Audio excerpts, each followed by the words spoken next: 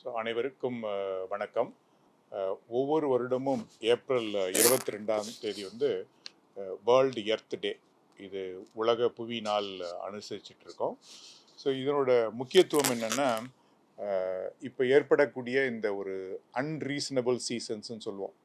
So தமிழ்நாடை பொறுத்து இப்போ எடுத்துட்டிங்கன்னா, லாஸ்ட் டிசம்பர் ஜனவரியில் ஒரு அன்யூஷுவல் ரெயின். ஸோ இப்போ ஏப்ரல் மேல ஹை ஹீட் வேவ்ஸு. அதுக்கப்புறம் மேபி ஜூலை ஆகஸ்ட்டுக்குள்ளே இன்னொரு another spell of rain. So இந்த மாதிரி சீசன்ஸ் வந்து ஒரு அன்ரீசனபிளாக இருக்குது அண்ட் எக்ஸ்ட்ரீம் சுச்சுவேஷனுக்கு போகுது. இதுக்கு மெயின் காரணமே வந்து இந்த என்விரான்மெண்டல் டேமேஜ் தான். இந்த மாசு அடைகிறதால மட்டும்தான் இந்த மாதிரி பிரச்சனைகள் வருது. இதற்கான முக்கிய காரணமே வந்து பிளாஸ்டிக். ஸோ அந்த பிளாஸ்டிக் யூசேஜ் தான் இந்த வருஷத்துக்கான வேர்ல்டு எர்த் டேவோட தீம். Planet versus plastic. ஒரு உலக அளவில் ஒரு எவ்ரி இயர் ஆல்மோஸ்ட் ஒரு 4000 மெட்ரிக் டன் பிளாஸ்டிக் உற்பத்தி பண்ணிட்டு இருக்காங்க.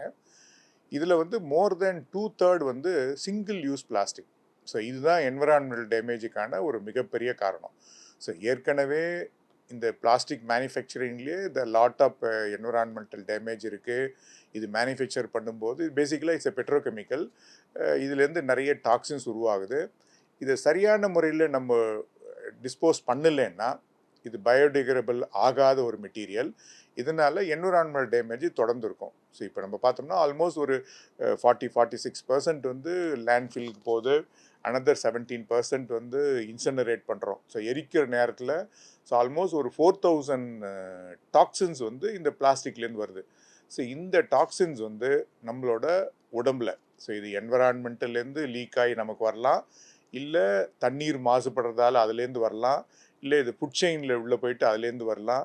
ஸோ இந்த மாதிரி மைக்ரோ பிளாஸ்டிக்ஸ், இந்த நானோ பிளாஸ்டிக் சொல்கிறது வந்து நம்மளோட என்டையர் என்விரான்மெண்ட்டில் ஃபுட் சைக்கிளில் உள்ளே வந்து நம்ம எடுத்துக்கிற ஒரு நிலைமை இருக்குது. ஸோ இதனால் என்னாகும், ஒரு ஸ்டீரேஜுக்கு அப்புறம் இதனோட இம்பேக்ட் வந்து ஹியூமன் பீயிங்ஸில் தெரிய வரும். ஸோ இப்போவே பார்த்தோம்னா ஆல்மோஸ்ட் ஒரு 200 ஸ்பீசிஸ் வந்து ஒவ்வொரு வருஷமும் இந்த என்விரான்மெண்டல் டேமேஜால் எக்ஸ்டிங்க்ட் ஆகுது. ஸோ இந்த சூழ்நிலையில் தான் நம்ம ஹெல்த்தையும் அஃபெக்ட் பண்ணுறதுக்கான வாய்ப்புகள் நிறையவே இருக்குது. ஸோ இது வந்து நம்மளோட ஃபுட் சிஸ்டம் வழியாக நம்ம பாடியில் வரும்போது நம்மளோட இம்யூனிட்டி குறையலாம், நம்மளோட டெவலப்மெண்டல் அஃபெக்ட் பண்ணலாம், இதனால் பர்த் டிஃபெக்ட் வரலாம், இல்லை எல்லா எண்டோக்ரைன் ப்ராப்ளம் வர்றதுக்கும் இது ஒரு காரணமாக இருக்கலாம். ஸோ இந்த மாதிரி வெவ்வேறு காரணங்கள் இருக்குது. ஸோ இதை தடுக்கணுன்னா ஒரே வழி, நம்ம எல்லாரும் இன்டர்வென் பண்ணணும். ஸோ இது வந்து யாரோ ஒருத்தர் வந்து சரி பண்ணக்கூடிய விஷயம் இல்லை, நம்ம எல்லாரும் பண்ணால் மட்டும்தான் இது பண்ண முடியும். இப்போ கொடுத்துருக்க சில alternatives like for examples vehicle, இல்லை எனர்ஜி ஃப்ரம் த வேஸ்ட், இதெல்லாம் வந்து ஒரு பெரிய மாற்று அமைப்பு கிடையாது. ஏன்னா இதுலேயும் வந்து என்விரான்மெண்டல் டேமேஜ் ஆகிறதுக்கான வாய்ப்புகள் இருக்குது. ஸோ வெஹிக்கிள் சார்ஜ் பண்ணுறதுக்கு உனக்கு எலக்ட்ரிசிட்டி தேவை, அது மறுபடியும் பயோஃபியூவல். ஸோ வேஸ்ட்லேருந்து எனர்ஜி கொண்டு வரலான்னா அகெயின் அதில் அந்த வேஸ்ட்டை எரிக்கும் போது இன்சினரேஷனில் உங்களுக்கு கெமிக்கல்ஸ் உருவாக போகுது. Carbon food print, carbon credit, இல்லை கார்பன் அப்செட் அப்படிங்கிற காரணத்தில் என்னென்னா இந்த பொல்யூஷன் வந்து தொடருது. ஒன்லி திங் இது அதுக்கான அல்டர்னேட்டிவாக நம்ம இன்னொரு சொல்யூஷன் கொடுத்துட்ருக்கோம். பட் இது எல்லாமே வந்து நீடித்த சொல்யூஷன் கிடையாது. But simple and effective solution எதுன்னு பார்த்தீங்கன்னா, நம்ம ஒவ்வொருத்தரும் நம்மளால் முடிஞ்ச ஒரு சின்ன சின்ன ஆக்டிவிட்டியை பண்ண ஆரம்பிக்கணும். ஸோ மெயினாக வந்து ரீயூஸ், சிங்கிள் யூஸை டோட்டலாக அவாய்ட் பண்ணணும், ரீயூஸ் பண்ணலாம், நம்மளோட யூசேஜை ரெடியூஸ் பண்ணலாம், அண்டு ஒவ்வொரு விதமாக அதை ரீபர்பஸ் பண்ணிக்கலாம். ஸோ அடுத்தது வந்து எல்லா ரிசோர்ஸஸும், அது வந்து ஃபியூவல் ஆகட்டும், வாட்டர் ஆகட்டும், ஃபுட் ஆகட்டும், ஸோ மினிமைஸ் பண்ணிக்கணும். நமக்கு தேவைக்கு ஏற்ப மட்டும் யூஸ் பண்ணிக்கிட்டு இருக்கணும். ஸோ அதான் என்ன சொல்லுவோம்னா, you can take it for your need, but you should not take it for your greet.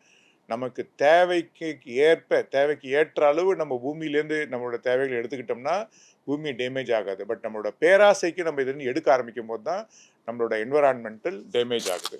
So இந்த மாதிரி ஒவ்வொரு லெவல்லையும் அவேர்னஸ்ஸு, ஒரு சின்ன சின்ன activity, instead of owning a vehicle public transport use பண்ணலாம், இல்லை நடந்து போகலாம், சைக்கிளிங் பண்ணலாம். ஸோ இந்த மாதிரி சின்ன சின்ன இன்டர்வென்ஷன் நம்ம தொடர்ந்து எல்லாரும் பண்ணிகிட்டே இருக்கலாம். அதனோட ஒரு பார்ட்டு தான் இன்றைக்கி நம்மளோட இயக்குநரகத்தில் இந்த ட்ரீ பிளான்டிங் அவேர்னஸ் பண்ணுறோம். ஸோ இது வந்து என்விரான்மெண்டல் ப்ரொடெக்ஷனுக்கான ஒரு நல்ல சிம்பிளஸ்ட்டு ஸ்ட்ராட்டஜி. இது எல்லாருமே பண்ணணும். ஃபைனலாக மெசேஜ் வந்து there is no plan B or planet B. அதாவது இந்த பிளாஸ்டிக்கை ஒழிக்கிறதுக்கு நம்மளோட ஒவ்வொருத்தரோட இன்டர்வென்ஷன், ரெடியூஸ் பண்ணுறது, ரீயூஸ் பண்ணுறது தான் சொல்யூஷனே ஒழிய, இதை தவிர ஒரு பிளான் பின்னு சொல்லிட்டு இன்னொரு சொல்யூஷன் இல்லை. இதை நம்ம சரி பண்ணாமல் பூமியை டேமேஜ் பண்ணிட்டோம்னா நமக்கு இன்னொரு பிளானட் பியும் கிடையாது.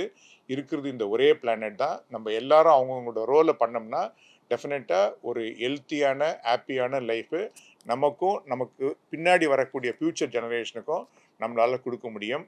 நன்றி, வணக்கம்.